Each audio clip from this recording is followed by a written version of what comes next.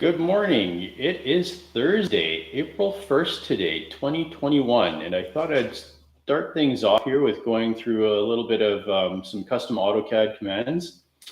What I have running on my machine this morning is essentially like a beta version 5 of some tools. So there's maybe a few improvements or whatever that are maybe seen here, but there's like a beta version 1 that's available on the website. So if you go to www.octal7.com and go into the downloads area, you should be able to download an earlier beta for this that's available for some testing and feedback from the community. So I'm going to go through just a few things. There is, of course, many commands available in this custom set, but I'm only going to touch on a few this morning. So let's jump over to our AutoCAD here. So I have a demo drawing here that I created. This is based off of my template that I use for doing some RPAS flight planning. So I've got some air photos in here or satellite images in here, and I have in locations for aerodromes and such that are in this area, being the YXH area here, and controlled airspace, of course, coming out, and just marked off some boundaries essentially in my drawing here. But I wanted to just show this this command here, and it's something that's geared specifically for my workflow. So this is one tool that I use for helping set up my my flight planning and logs and stuff like that.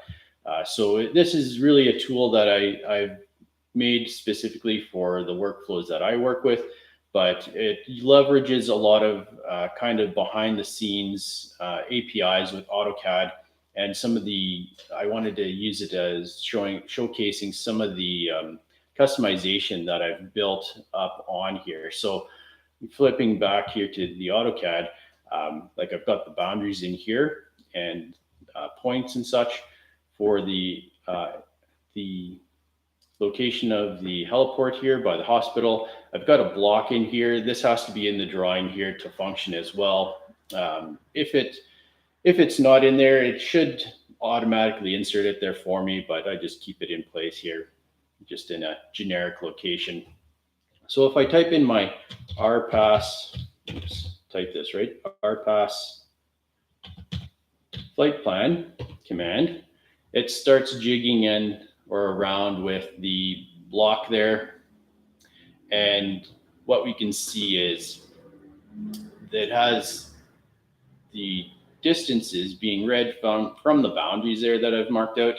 So technically the distances are towards like the center or the position of the tower, but I like to just offset things a little bit more when I'm planning. So kind of the boundary there, staying away from the airports and heliports essentially. But this allows me to move around, select a point on the drawing here. So let's just zoom in here.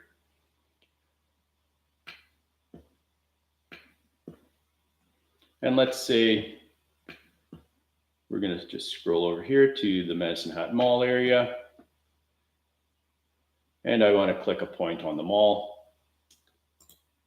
And so then it repositions the block and it puts in these dimensions there for me, going from that center point to the boundaries here for the heliports and aerodromes in the area.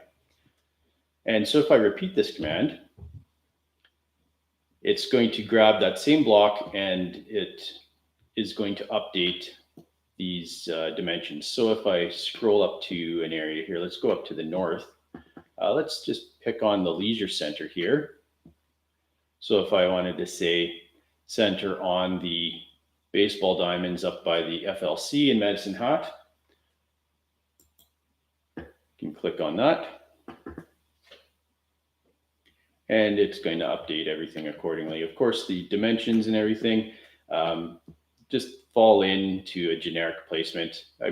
Some case like this, I should relabel, move the numbers around a little bit, but just wanted to show that to use as a bit of a demo with some of the technology that's built into the tools.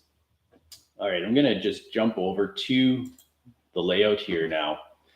And so this is kind of part of the template that I use, but I've deleted out a bunch of stuff just for the sake of the demo here, things getting in the way. But I wanted to show this couple of commands here with working with viewports and layouts. So I have this command, this viewport right now. If I select on it, you can see down in the status bar that it's locked right now, right? And that's great. It eliminates the issue of adjusting the scale accidentally or panning around accidentally in the view or whatever. But I kind of wish that Autodesk had a more finite sort of lock where I could lock the scale, but say change the viewport center still. So what I did there is I created a command of my own, and I did VPCENTER, and that allows me to select a multitude of viewports. So if I had more than one viewport in here, I could select all of them and hit enter, and then it jumps me over into model here, and I could actually pick on the center point, let's say for this location here, and it's going to zoom or pan that viewport so it's centered on that point there now, right? And this viewport is clipped, of course, so you can see that it just centers it to the unclipped viewport boundaries, essentially. But I find that's a very handy little tool to have, especially with multiple viewports. So I'm just gonna create a copy of this guy. Actually, no, I'll just do a new one. I'll have to fix the scale here because it's gonna zoom in all over the place. So let's just do a match property for the layer and zoom in about there. So kind of a key plan sort of scale perhaps, or we could zoom in for a detail. Let's just make two of these guys. Copy that guy over here.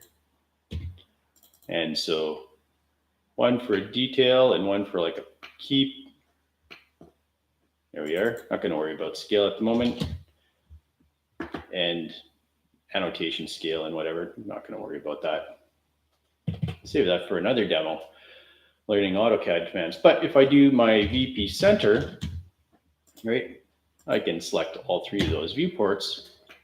And I'm just going to click on this point here, this node that I have in the block. And so it shifts that over. And then all three viewports are going to be centered on that point there. So I find that very handy. Helps a lot to maintain some synchronization between the viewports without me having to go move and pan things around a whole lot manually or whatever. I can have multiple viewports and easily get them all centered to exactly where I want them. And then I might have to tweak them a little bit individually. Like if I'm doing a key plan here, I might want to tweak that center a little bit because it's cutting off the aerodromes there, or just grip edit for something like this on the demo. But I might tweak some of them a little bit. But I find that's very handy. So another command I wanted to look at here, copy layout. So typically what we have to do when we want to make a copy of our layout, we have to go down, right click our layout and do the move copy. And we get this little guy. Let's just bring him over to the center here. And we got to make sure that we say create a copy and move to end. So I find this workflow a little frustrating because this to me is something that should be done in like one click essentially, right? Or 2 clicks.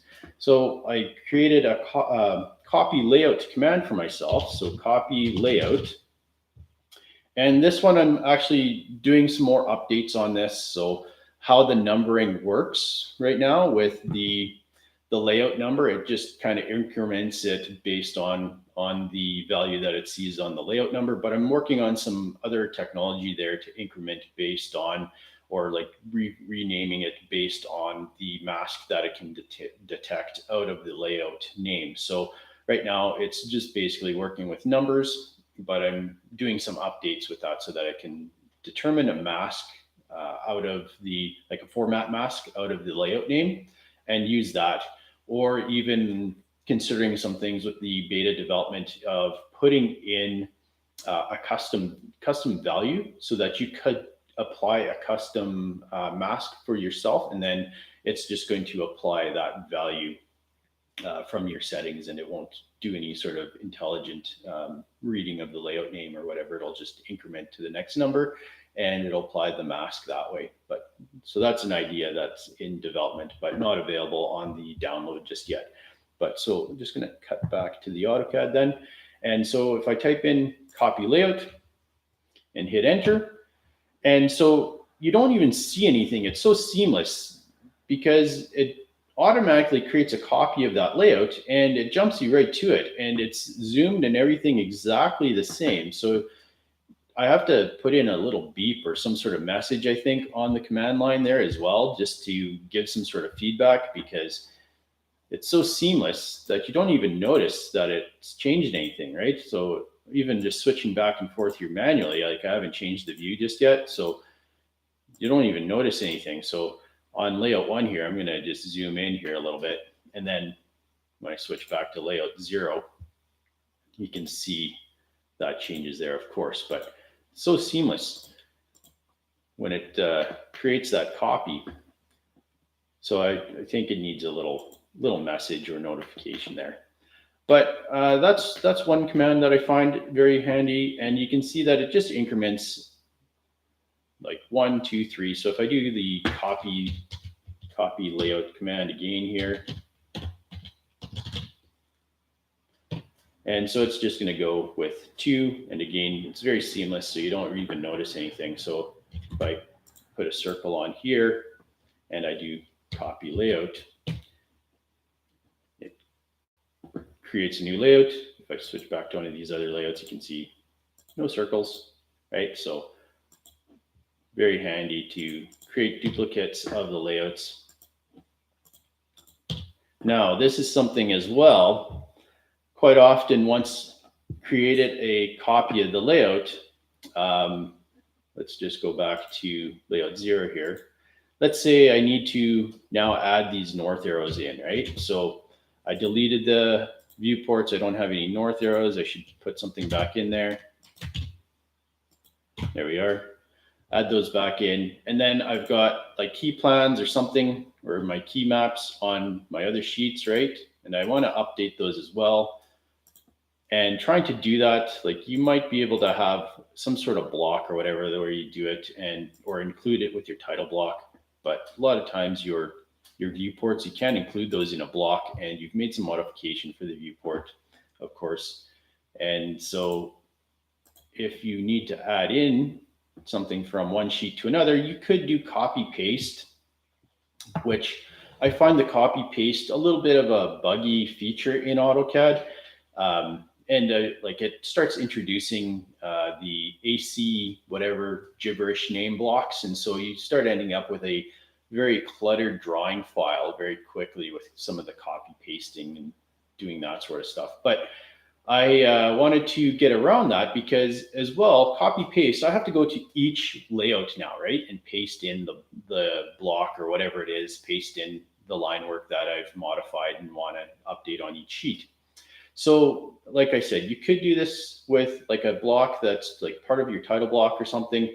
But if you've got that one sheet that's just a little bit different, then again, the key plan's in a different spot or something, and you want to have that one off, again, you start getting, it gets frustrating trying to manage like just a title block that's going to cover everything, right? So you end up having to explode that title block, right? Or somebody ends up exploding that title block and they make the modification because it's not working for that one particular sheet, right? But then you get into other scenarios now where you need to pull attribute data or you've got fields that have been lost or something like that. So some of this workaround here I have is a command to copy to layout, right? So let's just jump back to AutoCAD here. And I do a copy to layout, type that in. And so then it asks for a selection, right? So if I select these north arrows in this case, hit enter, and then it comes up with a dialog of what layouts do I want to copy this to. So this is layout specific, like currently it doesn't work with model space at all. It only works with the layouts or paper space. I am considering making some change with that where you could copy something from model to the layout or maybe vice versa. But I think for that sort of functionality, just using the change space command with the viewport kind of is sufficient at the moment. So not on the high priority list at the moment, but I can copy between the layouts. So if I want to apply or copy those objects to all of these layouts, I can just check on the ones that I want, or maybe I don't want layout 2, I can uncheck that one. But if I want that guy, just check him on. And then, of course, hit OK. And then if I go to layout 1 and whatever, you should see that those north arrows have been copied over, right? So very nice and handy little function, I find, being able to update other sheets, especially too, if I haven't made a copy of a layout, like let's say I just went new layout and I created one manually, right? So just the generic AutoCAD layout or whatever, and I went into my page setup manager here and modify that guy, right? So apply my page setup or whatever, maybe even a different size sheet versus the other ones, but let's just take that guy, modify. So yeah, it looks like everything applied. That's good. So if I came in and I created a blank sheet for some reason, or pulled in a layout template from another, pulling in a layout from another template file or another drawing file, right? Because it maybe has some other information on there that I need, like a set of common notes, right? Or general notes that we want to put onto the plans or standard details, right? So those sorts of things. Just bringing in that template, but then we have to update. We need to update something on here, right? So again, maybe we have to copy over some of the title block or key plan information and that sort of stuff. So if I do again the copy to layout here, and I select my title block, let's say, and I'm just going to select the viewports here. I can't remember if I enabled that feature in this beta or not. So let's just do this as a test anyways. We'll copy the viewports over too. And let's just copy them to layout 1 because we don't need them on these other layouts. We've already got them there. Let's click OK here. And there they are. Great, came in, not 100% there. So yeah, that's one of the things in beta here. So it got the boundaries, I think. Let's just double check the property palette here. What do we have?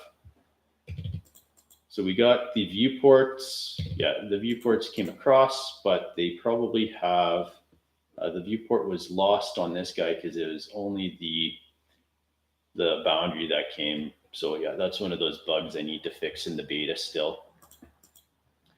And these viewports came over and they're turned on, but they're not displaying anything. So I have to look into whatever the bug is with that still. So that's a quick demo of some of the custom commands that are available for like a beta download on the website there. Again, if you go to Octal 7, the Octal 7 webpage is www.octal7.com. And just go into the downloads area there. You can fill out, you have to fill out a little form, of course, and download. Then you can get a download link for the tool package there. And I will be updating that over the course of time. There is a number of other commands in that beta, and there's some documentation there on how you can get a list of all the commands as well, shown on the web page. And I hope you find some interesting things in there.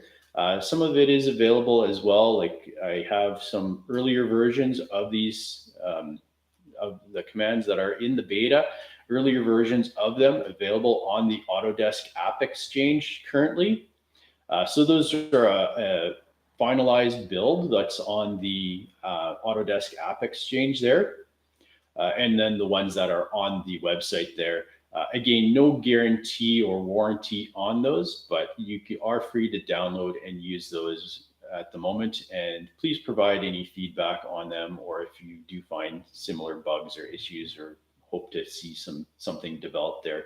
I'd like to get some feedback from the CAD and drafting community, and I'll tailor them however I can, hopefully hitting things that fit nicely with your workflows. Again, my name is Ben Weir with Octal 7, and I'll see you later.